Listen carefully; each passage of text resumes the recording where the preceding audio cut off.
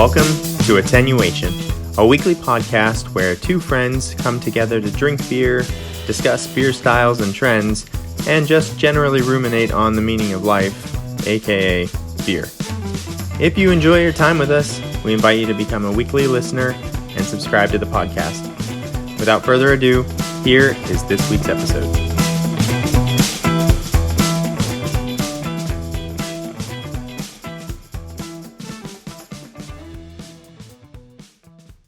Hello, and welcome to episode 93 of Attenuation, a beer podcast. My name is Jason, and I'm joined by my best friend since 8th grade, Steven.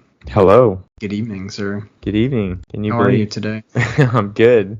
Can you believe that we've been able to talk about beer for 93 episodes? 92 so far. We haven't finished the 93. We're gonna make it through 93. It's Steven and I are always like scrambling for ideas for topics, but we always manage to pull one out. It's like 95% Steven and 5% me. No, Jason is my motivator. I text him and I say, hey, what are we doing? We need something. The worst is when I get called out by like my friends at work. They're like, oh, it's podcast night tonight. I'm like, yeah. Like, what are you talking about? Like, beer? You're like, I don't know. It's the day of and I don't know. I guess we shouldn't be spilling our secrets here, but oh yeah, I mean we have schedules. Yeah, we have topics scheduled out to 2027. No. Yeah. 2027. Like... You mean 8/27 military time? Yeah. Basically. That's like when we pick the topic. Yeah. 40 minutes before we record. No, we got a good one for you today. Yeah, this one's actually really fun. So we'll get into that. But of course, we got to do our favorite segment of the podcast, and that's drinking beer. Let's do it. Yeah. So the way this works is I introduce my beer, give nose notes. Steven does the same, and then we cheers and give tasting notes. Okay, so goal of the year was to drink more banana adjunct beers. Yeah. So this is from Weldwerks. It's Creature from the Choco-Nana Hazelnut Lagoon. It's a milk stout. Yeah, milk stout. 7.7%, and it says it's brewed with banana puree, milk chocolate, hazelnut, and milk sugar. Dang. I know. I'm like, dang, this is gonna be a lot. Well, you know how I feel about Weldwerks. I have romantic feelings for them. They must. Not to say I haven't had a bad beer from them, but yeah, almost everything is good. So I'm already pleased because I was assuming this was gonna be like chunky. Okay. But it poured like incredibly smooth. Okay, good. I don't know if they filtered, because if it was really brewed with banana puree, I thought I was gonna pour it out and it was gonna look like a milkshake or something like that. But it just looks like a stout. Okay, good. It's really dark brown, almost black, and then it has some head, but it's the head's kind of sticking around too. It smells. So yeah, very strong hazelnut and banana. It almost smells like a wafer, like a chocolate biscuit. Yeah, that's really dominating. Like a chocolate biscuit, a banana, and hazelnut. That's what it smells like. I think it's gonna be good, but I'll wait for you, Steven. What are you drinking today? All right, well, I have Kriek Vanilje. I don't know how you say it, but it's Vanilla Kriek, basically. This is from Mikkeller Baghaven, which is a Danish brewery in Copenhagen, Denmark. They have a stateside wing, which is in San Diego. But this is the Danish, I think probably the original Mikkeller. But okay. Anyway, so Vanilla Kriek, a wild ale with cherries and vanilla beans, aged in oak barrels for 12 months. This sounds so far up my alley. I love cherry and I love vanilla. And this is a 2020, so this is a couple years old. Oh, very cool. And it's fancy beer because it has a little cork thing in it. Well, it has a cork and then that like little cork topper. That is fancy beer, and it's in a big glass. So it has 2 of the 3 elements. It's just missing wax. Yeah. Well, I already know I'm going to love this beer. Just from first smell. Doesn't really matter.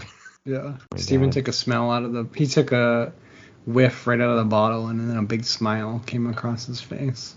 Ooh. Probably not coming across very well on the screen, but it's like a deep red, very, very like burgundy color. Looks like carbonated wine. Yeah, it smells a little bit like that too. Definitely getting a like a Pinot Noir smell off of it. Definitely some cherry, some raspberry. Getting the oak for sure. A little bit of that wild like funk, some red grape. Man, it is like beautiful. But this is like the bridge from wine for sure. Okay. It's just going to be probably sour, so which I'm very excited about. No so. complaints there, right? Yeah, very like pretty vigorous carbonation. There was actually pretty good head that formed on it, and then it like dissipated very quickly. Now it's just like a thin ring of bubbles, but active carbonation for sure. Cool. Cheers. Yeah. Cheers, buddy. Okay, this is pretty good. It's kind of like on the nose it falls. On the taste, you get sweet chocolate biscuit. I get like the smallest flash of like black coffee, and then it goes directly into like hazelnut. But the finish is like the best part. It tastes like chocolate covered banana. Nice. And, yeah, it's like the banana really kicks in the aftertaste, and it's very creamy. I think because of that milk sugar, and it's good. There's like it's a little bit bitter, like in a way that's a little bit off, I feel. But only for like a second, but it holds it back a little bit. I think it's good. It's a thumbs up. I would drink it again, but I'm not like blown away by it. But I think it does what it set out to do. Yeah. You know, it's interesting you say that because about the strange bitterness. So I just the other day drank that Energy City banana split smoothie sour. Okay. And I mean, it was ridiculous. It was so good, but there was this like when I first started drinking it, there was this weird flavor that I think was coming off the banana. It was sort of a weird kind of like bitterness, like almost like a banana that's gone too long, you know? I don't know, or maybe it's not ripe. I don't know. It's just kind of like a weird banana flavor, and then it sort of smoothed out as I drank it, and I stopped tasting that. But as harshly, I guess. But yeah, it's not bad. I wouldn't say like it's just kind of like yeah. Yeah, I'm just wondering if that's a similar thing. Maybe that's just a banana thing. It could be. Maybe that's why they don't adjunct banana as often. It's only because I think if I was just drinking it, I wouldn't notice. But since we're like doing very mindful tasting, yeah. I'm like, wait, there's like one little thing that's like a tiny bit off. But overall, it's good. And I was excited because I wanted to try more beers with banana in them this year. So one down. Well, you just got it. You have a new one coming. Oh yeah, I'll go on my rant about that. I think it's called Nanner. It's from, well, I really wanted it because it's from Cycle Brewing, which we talked about in the last 2 episodes. And I've never tried a beer from Cycle Brewing. But I had it on my Tavor and I waitlisted it because I missed it. And I'm stupid. I shouldn't have waitlisted it because, of course, I told Steven, like, I'm going to not do another crate for a while. And it was all quiet. My crate shipped. And then, like, the crate shipped, I got it this weekend. So I was like, I'm going to probably uninstall Tavor. I won't start a new crate. And then today it was like, you're off the wait list. You got Nanner. And it started in a new crate. And I was like, part of me was like, the conspiracy side of me was like, they did that on purpose. It's like, they were just waiting. If you have a wait list, they just wait until you haven't opened a crate for like 7 days and then they open a crate with it. But that's not what happened. But now I'm like, I shouldn't wait list things because it's gonna get me committed to another crate. And then of course, because now I have one started, I'm gonna be like, well, I guess I should add things to it. So yep. Tavor has a brutal business model and I don't like it, but it gets me beers that I wouldn't otherwise be able to get. So it's a love-hate, really. Yeah, exactly. Yeah. So well, it's funny too because I have like set strict rules about like I don't waitlist anything. Like if I miss it, I miss it. That's it. And then I don't pre-order anything unless I don't have an open yeah, well, if I pre-order something, I would pre-order it with I don't have an open crate, and then I wouldn't add anything until until the pre-order hits. That's smart. Yeah, so I have very strict rules. Yeah, try to beat the algorithm. You gotta be careful with that app. It can get very expensive very fast. Well, speaking of Weldwerks too, like I'm at a point now where I know that almost all their stuff gets on there. Okay. And so I knew that their Fruity Pebbles Sour Bam Bam Rubble Rubble was coming out. And I had a feeling like, oh, this is going to show up on Tavor. And sure enough, it did. And I bought my limit of that one because it's an awesome beer. Don't make fun of me for drinking Fruity Pebble beers, okay? Because that's the best one. I accept you. I know that you like your... You know how many I've tried. You've tried all the cereal beers in the world. So I guess I should have ordered one of those then, if that's the best one. What's the limit? 6? 6, yeah. Nice. Well, if I come out there soon and I have it, I'll bring you one. All right, I'm down. You All right. You gotta come meet the baby. Yeah, I do. I'm pretty excited about that. I'll bring the baby their first beer. She will not be drinking. Okay, no fun zone at Jason's house. All right, so I think I forgot to mention this beer is 7.6%. So okay. Decently high for a wild ale. Sometimes sometimes they sit more like the 4 or 5%. This beer is so good. Like, I probably say that anyone listening to the podcast is like, he likes every beer he drinks, but that's actually not true. Yeah, it isn't true, but it kind of seems like it is. This beer is so good. It's actually fairly different from the nose. The nose is very classic Kriek, very classic sort of wild ale with that funk and just some of those wine characteristics. But then in the drinking of it, that's where the vanilla really comes in. So you get like a nice tart cherry, almost like a really jammy raspberry. Nice. Some tannins, like bringing in that sort of wine characteristics, but it starts to move into this like sourness, like very, very sour. But before it goes there, the vanilla just like smooths it out and doesn't ever let it get too sour. Like just when you think this is going to be too sour, then it's not. And it's like smooth and creamy. This like awesome sort of like almondy vanilla oak flavor. Nice. It's so good. I want this beer. The addition of vanilla is genius here.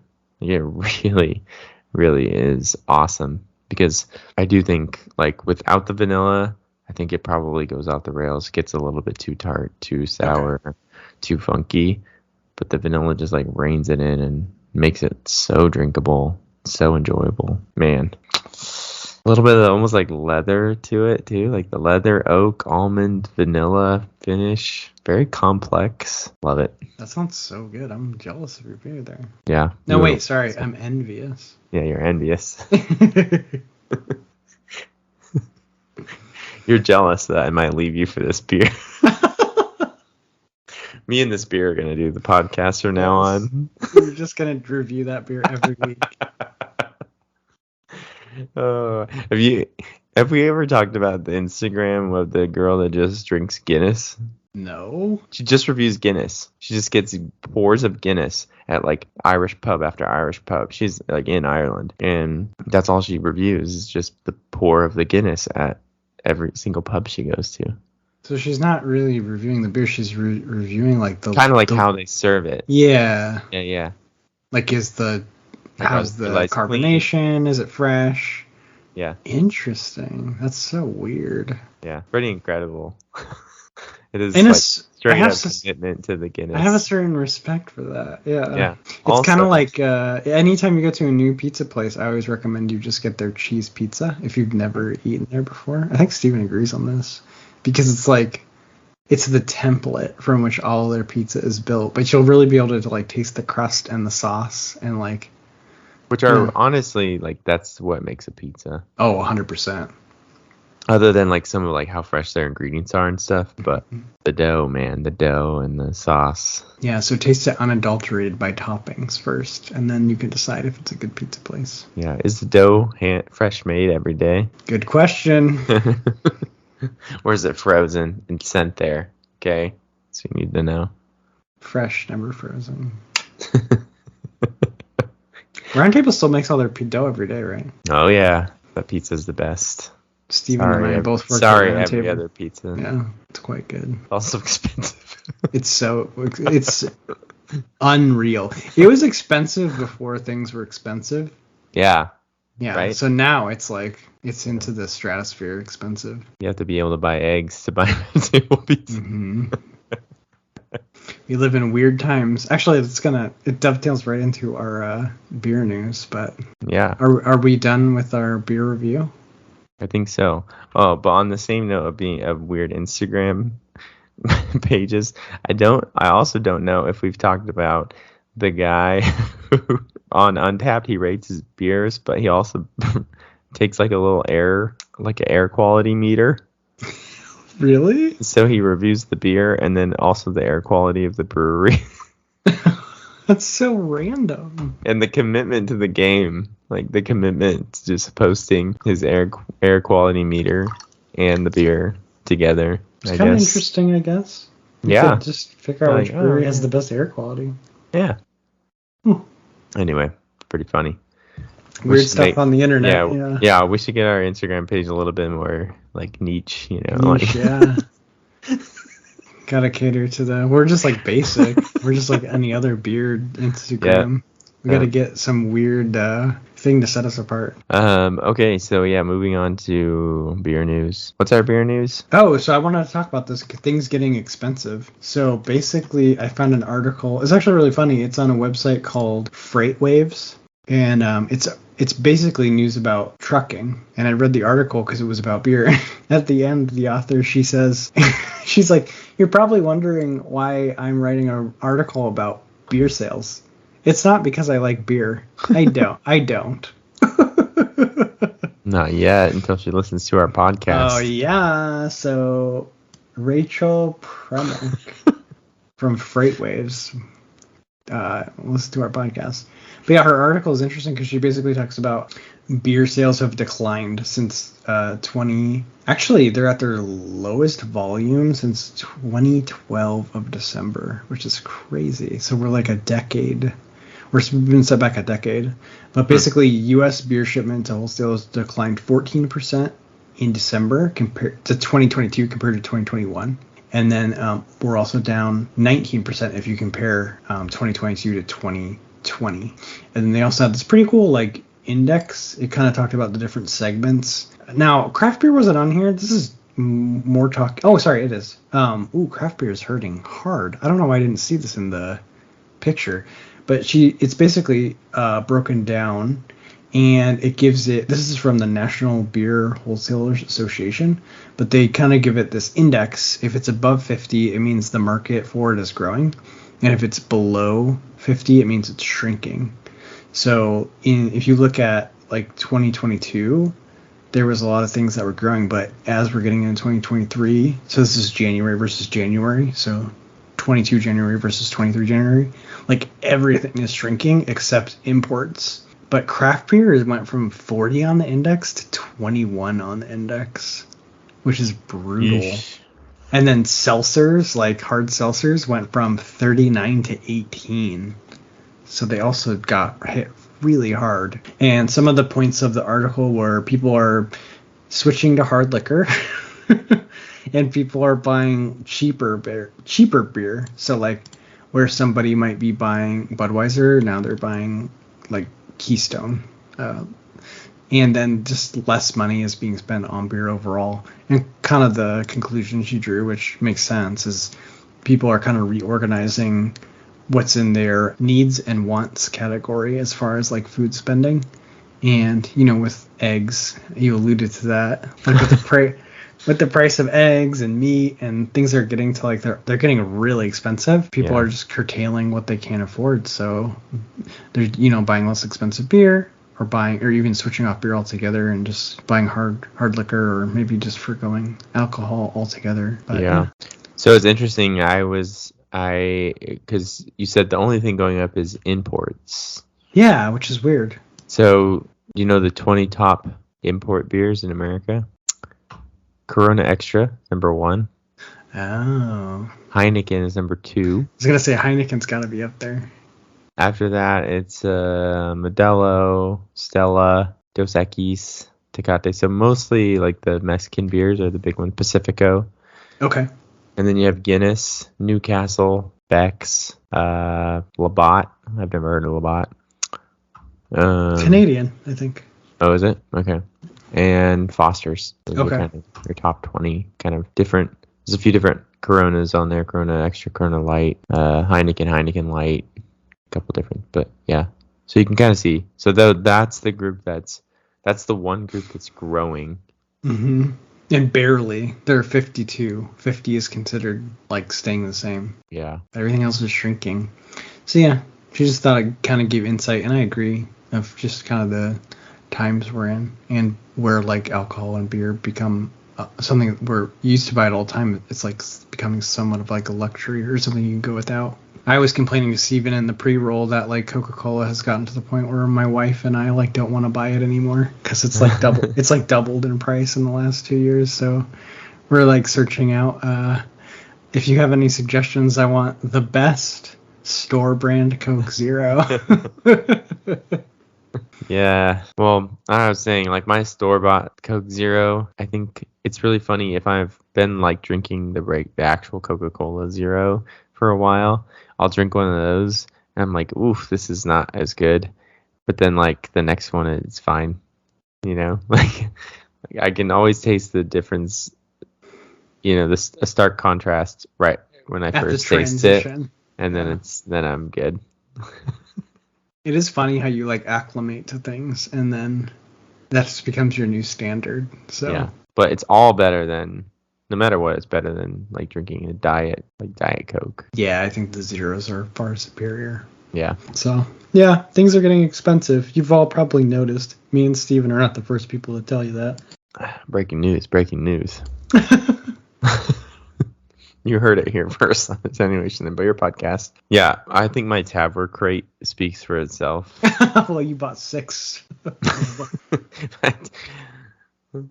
And you'd think I was like won the lottery looking at my Tavor crate. Mm-hmm. Like, dang, this guy has disposable income coming. No, it's just my grocery budget. This means less food. Yes. Steven, unlike the people in this article, they didn't move, instead of moving beer into his wants and needs, he just pushed food out of his needs into wants. I was going to say, beer doesn't drop down the priority list ever, okay? Sorry. You're like, I'll just stop buying bread. Sorry, kids. It's liquid bread. All right. So, yeah, next up we have a story time with Steve, and that's where we talk about Steven's journeys and experiences with beer. And I'm actually really excited about this one because I think it was this week, you posted a screenshot of you tried the new Fat Tire. I did. So I was in the grocery store the other day and I saw it and I was like mad and sad all at the same time. And I was like, well, I have to drink it. So of course I had to buy a 6-pack. Yeah, you can single it out. And so my thoughts are the same in terms of what I think that they should have done, because I really think they should have just created a new beer and called it, created the Fat Tire series, like they created the Voodoo Ranger series, right? Mm-hmm. Multiple different very successful Voodoo Ranger beers. I think they could have done the same thing with Fat Tire. The thought that it's gone, like that beer is gone, it really is gone, because this beer is completely different. Yeah. I think is like the saddest thing, because it was such a gateway beer to me. On the same note, though, I think I came across this post. I think it was Beer Advocates in Instagram posed the question, like, what was your first craft beer? Oh, cool. It was fun to read people's comments. Sierra Nevada was the overwhelming, sure. Yeah. But I just kept thinking, like, what would I write? Like, what was my first craft beer? And I think, honestly, if I was answering honestly, it would be Firestone Walker 805. Oh, okay. And that is actually that ended up being sort of a gateway beer for me. And this new Fat Tire is very similar. I mean, I would have to do a side by side to really make sure, but it's super similar. Like a very, very solid blonde ale. Okay. Super solid. Like really nice biscuity, honey flavors. Really easy to drink. Gives you that like beer, this very like beer flavors that you get. It's like you're drinking beer. Yeah. Yeah, they're like people like in the lagers and stuff, mm-hmm. But just another layer of flavor over that with the honey sweetness and everything. So I liked it. I would have liked it in a vacuum. I liked it within the context of this is the new fat tire. I was a little sad, but a little disappointed. The death of a titan. Yeah, for sure. So I know they're like, I don't know, they're playing off all their media around it and stuff is just very exciting and very da-da-da. And I don't know. It seems weird to be excited about the death of something. Yeah, it's a strange choice. I mean, we beat it to death, but in a previous episode, but I'm glad you actually tried it. Actually, what's so funny is I haven't talked to my dad about it. I'm sure he has no idea because he's not like tuned into beer, but he really likes it. That was one of his like go-to beers. Like my dad's not super into craft beer. He drinks he does like beer though, but yeah, that's kind of like the level he's at, like where he really likes like Fat Tire, like those kind of like gateway or like more like, I don't know, it's a weird way to say it, but like entry level. But he's like not nerding out to a level like you and I are. But he likes good beer. I haven't told him yet that is like gone. If I had to guess, he has one in his fridge right now, like of the old recipe. Yeah. I'll actually have to ask him, and then what we'll have to do is I'll see if I can get the new one, and we can do a side by side. We can drink one of the last Fat Tires on Earth, Steven. Yeah. You do that. I'll do the 805 side by side and see with the new Fat Tire. Yeah. See if my tastes are correct. I haven't had 805 in a long time. Yeah. Yeah. I feel like I don't see it. I mean, I see. It's not like I can't get Firestone beers here because I see like Mind Haze and stuff. Mm-hmm. But I don't know if I ever see 805. I'll have to look out for that. Yeah, for sure. That was a very solid beer. That's one in my history of learning what craft beer is. 805's got a special place. So maybe this new Fat Tire will have a special place in somebody's beer journey. It'll be a whole new generation's gateway beer. Yeah. So that was that. I talked about this earlier, but that Energy City smoothie sour, banana split smoothie sour, fantastic. Nice. It jumped to the top of my smoothie sour favorites list. So I think Energy City is a pretty safe bet when it comes to finding good ones. The other thing this is kind of like postscript because we had the episode about New Jersey beer laws and like their weird laws and stuff. So it's really interesting. The Super Bowl this coming Sunday is Eagles Chiefs. Mm-hmm. So I think there's a portion of New Jersey that kind of ends up being like geographically they just tend to be Eagles fans. Okay. So it's kind of a big deal in that area. And the breweries, of course, would like to show the Super Bowl on their TVs.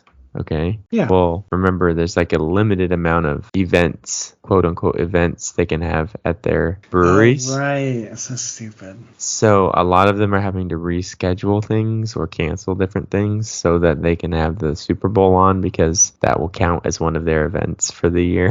Just having the Super Bowl on TV. That's it. What a horrible law. There's been a lot of talk about that. I think even they had to like request a special permit to show the game on the TV. Anyway, it's insanity. If you're in New Jersey, I don't know what to tell you. Either support your local craft brewery or I don't know how to help them.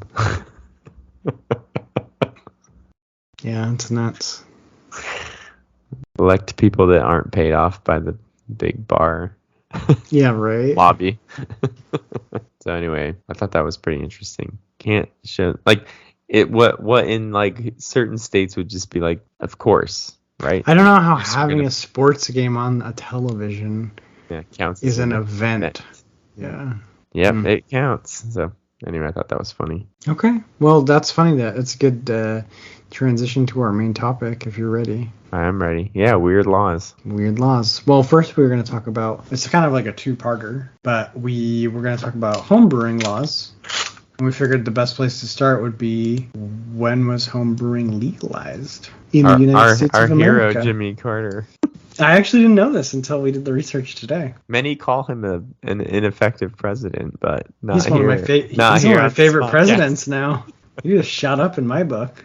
All right. So what happened in 1979? Well, it's interesting because Prohibition began in 1920, and then 21st Amendment, the best name for a brewery of all time. True.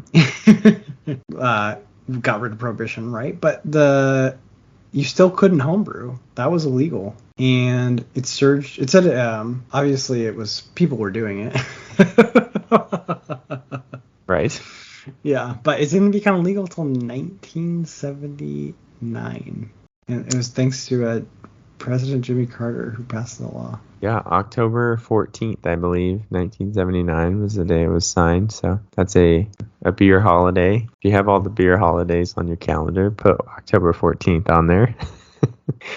And if you're a home brewer, then it's an important date because you can only do that legally now because of this law passed by Jimmy Carter. But the catch was that really it made it federally legal, but it also gave the power to the states to make their own rules about regulating home brewing and beer production and stuff. So what we'll kind of talk about next is just like how how the states have handled that and how some of the laws are a little funky when it comes to how much you can brew, what you can brew, and also how enforceable these rules are.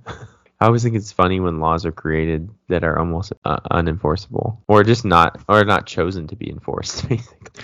Right, like where they'll just leave something on the books, but they just don't. Like technically they're still a law against tons of stuff, but they just ignore them. Yeah. So I think one of the interesting things is that as recently as 2013, there were two states, Alabama and Mississippi, that did not allow home brewing. Oh. So 2013. Because they got to decide. Yeah. It was legal federally, but they said no. Yeah. So the last few states were Utah, Oklahoma, Alabama, and Mississippi. Utah legalized it in 2009, Oklahoma in 2010, and then Alabama and Mississippi in 2013. So I think Mississippi still has some cities and counties that are dry, so no alcoholic beverages are allowed in those counties, whether homebrewed or not. Like they're completely dry. No alcohol whatsoever. Yeah. Yeah. But now all 50 states have some sort of legalized home brewing, but as recently as 2013, which is kind of insane. That's like 10 years ago. It's wild. So some of the big restrictions are one on how much you can brew, which is a pretty interesting little, because again, how do you enforce that and how do you know that? I know, like how are they keeping track of how much you brew, right? Yeah, right. Cool. And what are some of the other restrictions on that? Well, there's like volume, but there's also ABV restrictions. Well, just to talk about volume, one of the things we found that was kind of funny is like sometimes it depends on how many adults live in the home. So if you just live alone in a residence, you can only brew 100 gallons. But if you, like Connecticut, for example, says, 50 gallons for one person households, but if two people live there, you can brew 100. So if you and me live together, Stephen, then we can each brew 50 gallons.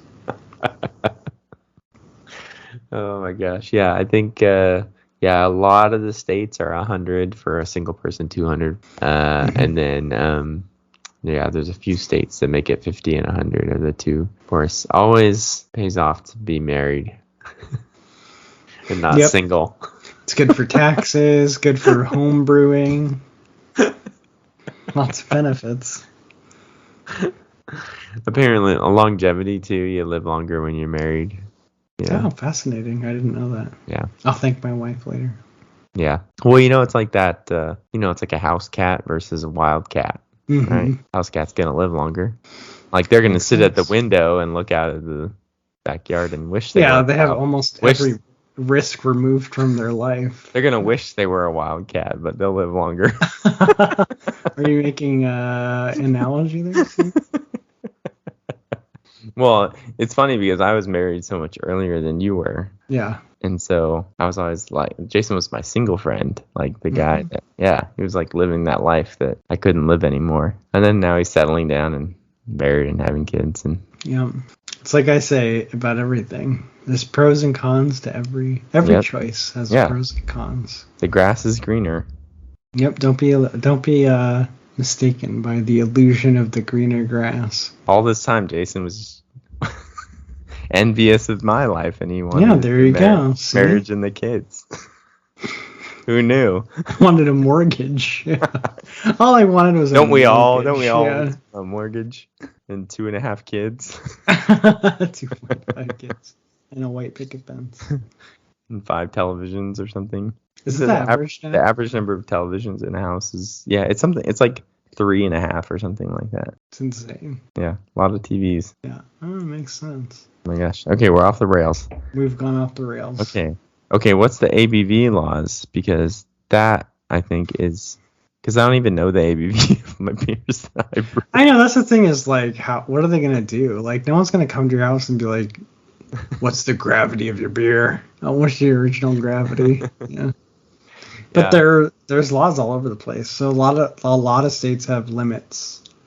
So I think, let's see, it says Tennessee and Mississippi, 10% is the limit. West Virginia is 12. Washington, D.C. is 14. North Carolina is 15. So yeah, they all kind of have different limits. Didn't you say, what was the highest one you found? Okay, California was 60. Which I'm assuming just becomes the, like, I guess whatever you brew. You brew Isn't that moonshine, infinity? whatever you brew, like, it just has to be, yeah. It's one of those, like, catch-all. Yeah, there's like no where they're beer like, is going to be 60%. Whatever you brew, it's fine. But Oklahoma is the most strict. They're 3.2. 3.2 is the limit. What? You better like making sessions. Yeah, you better like some light lagers. Mm-hmm. Yeah, that really limits you.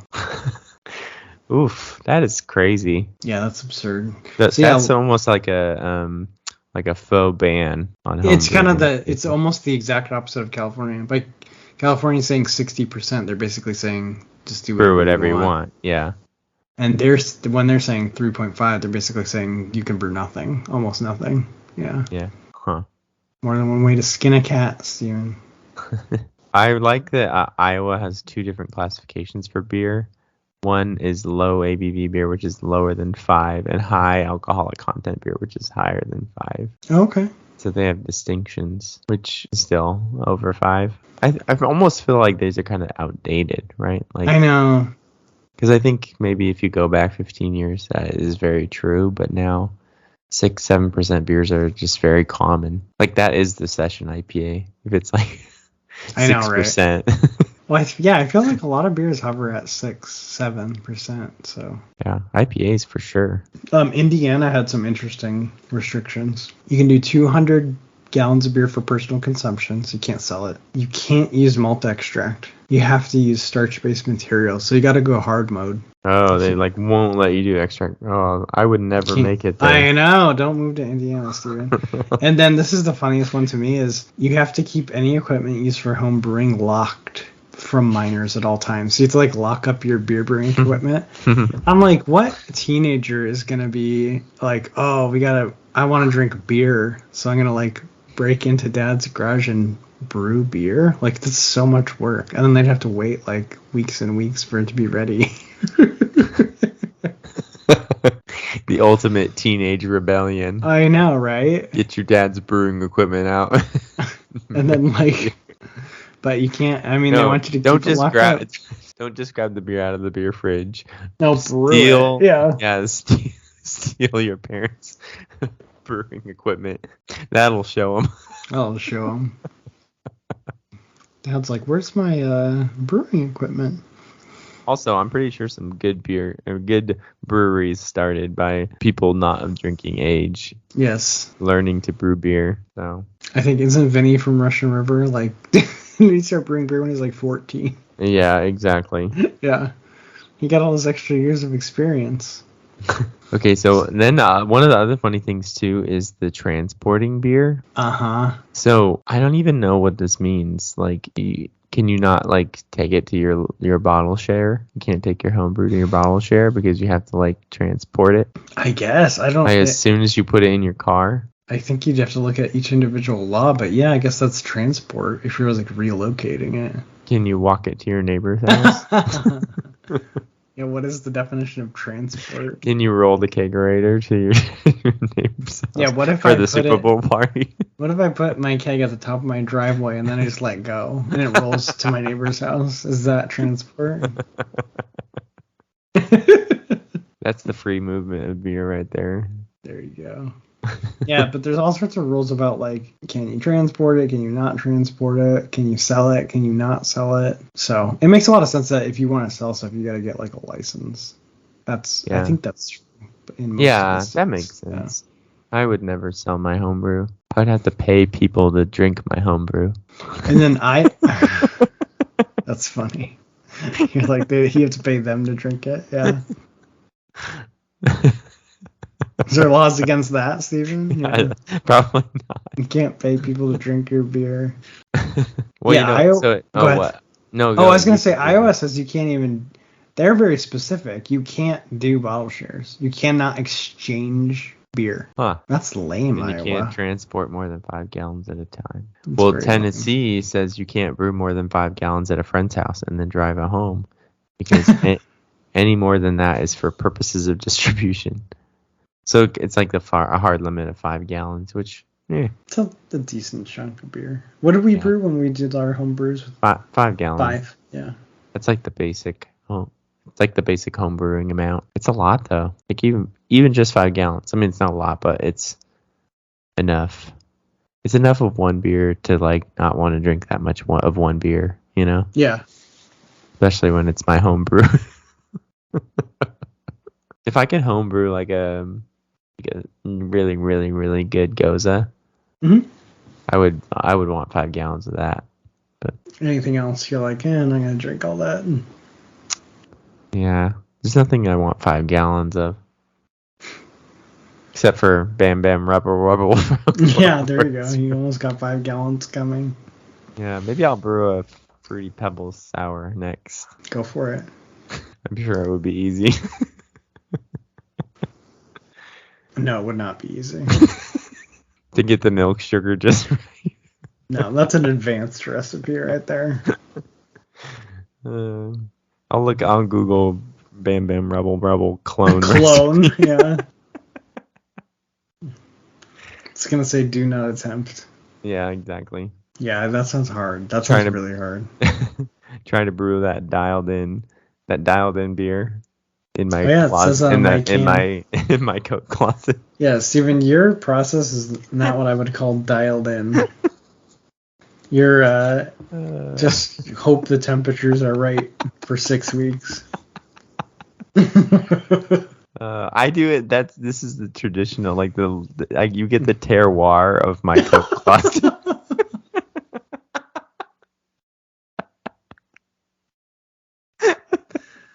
That is hilarious. Unfortunately, no one wants to taste them. It's your war of your coat closet. Okay. I know what I'm going to get you for Christmas. I'm going to buy you 6 fish tank heaters and a kiddie pool. Oh my god. The UPS driver's like, I'm not sure what this is. What kind of weird stuff is this guy into? Oh my goodness. All right. Well, sorry, I was going to circle back to New Jersey because they're lame. Really? They have even more lame laws. I don't know when this article doesn't surprise me. Yeah, New Jersey sucks. Sorry, New Jersey. I'm sure you're great, but your laws around breweries are really draconic. But so I guess New Jersey homebrewers had to apply for and pay for a license from the state to do homebrews, and then eventually the homebrew community says they rallied against it and it was repealed. Oh, but that's lame. You got to pay to brew beer at your own house for that you're just gonna drink. That's stupid. Yeah, nobody was doing that. Yeah. Who's gonna report?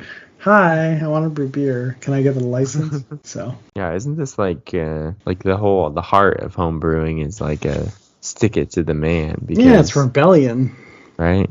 Yeah, macro beers. Well, that's why this whole legalizing home brews by Jimmy Carter, a lot of people do credit him with having a huge impact on the craft beer revolution, right? Because it really did start in the home brewing scene, because you could make the beers that companies weren't making, the macro, right?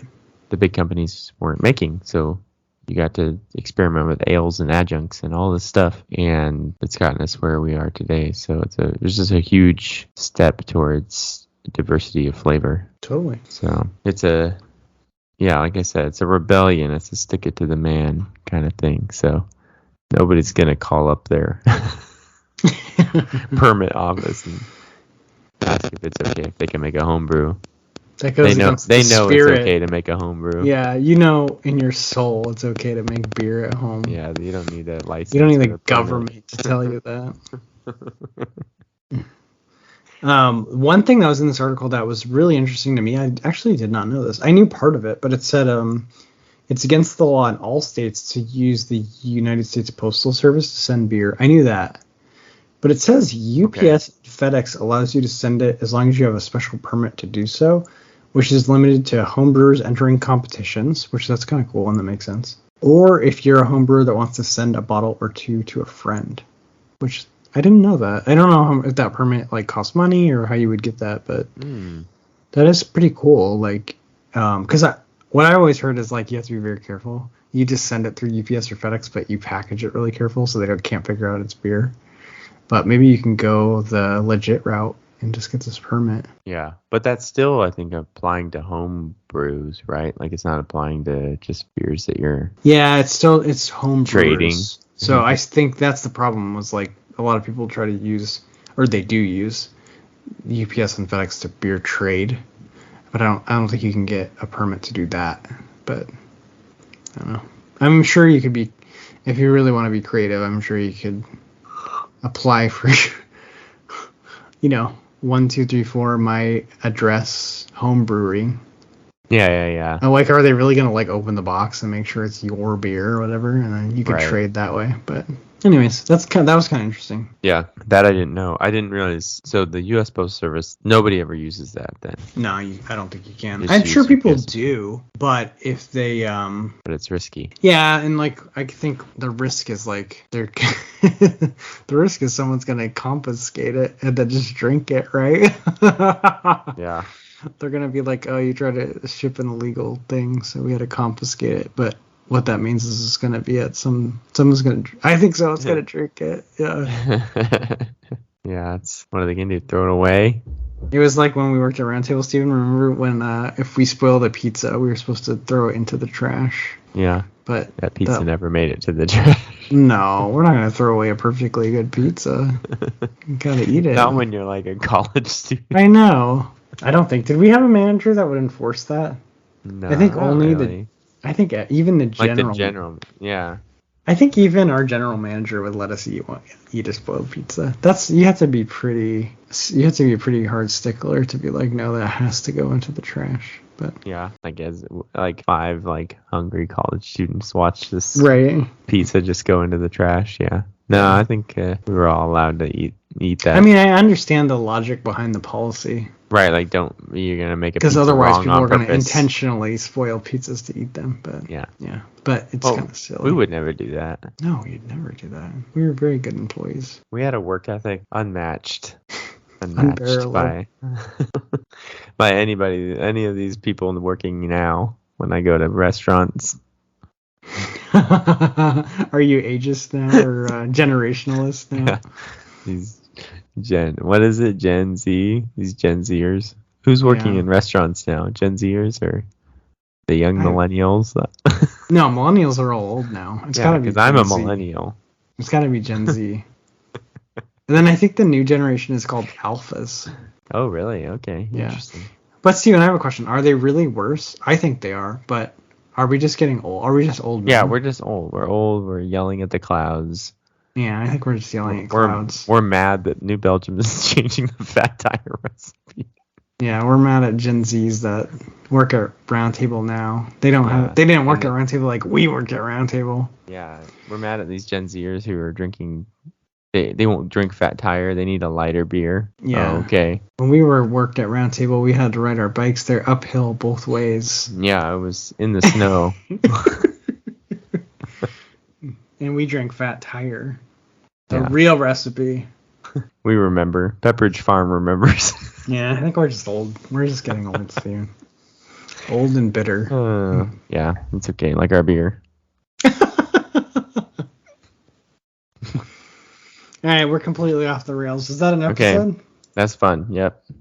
All right, cool. So, you can reach us on Instagram. I just noticed we have our follower increase. Our follower count is getting pretty good at attenuation.podcast. Yeah, we're blowing up. So come Cycle check us Brewing out. follows us. They followed us, and it popped up on my notification because we share the Instagram account, and I texted a picture of Steven with those big eyes looking at it, and I was like, ooh, look at us. Yeah. Winning. I'll be sure to post my nanner when I get it on our Instagram. Yeah. But yeah, check us out, attenuation.podcast. And then you can email us at contact.attenuation@gmail.com. So yeah, that's episode 93 of Attenuation, a beer podcast. My name is Jason, and I'm joined by my best friend since 8th grade, Steven. That's me. And we are saying cheers. Cheers. Next week. All right. See you, buddy. Thanks for listening to this week's episode of Attenuation, a beer podcast. Don't forget to subscribe to the podcast and follow us on Instagram or Facebook for more fun content. Catch you next week. Cheers!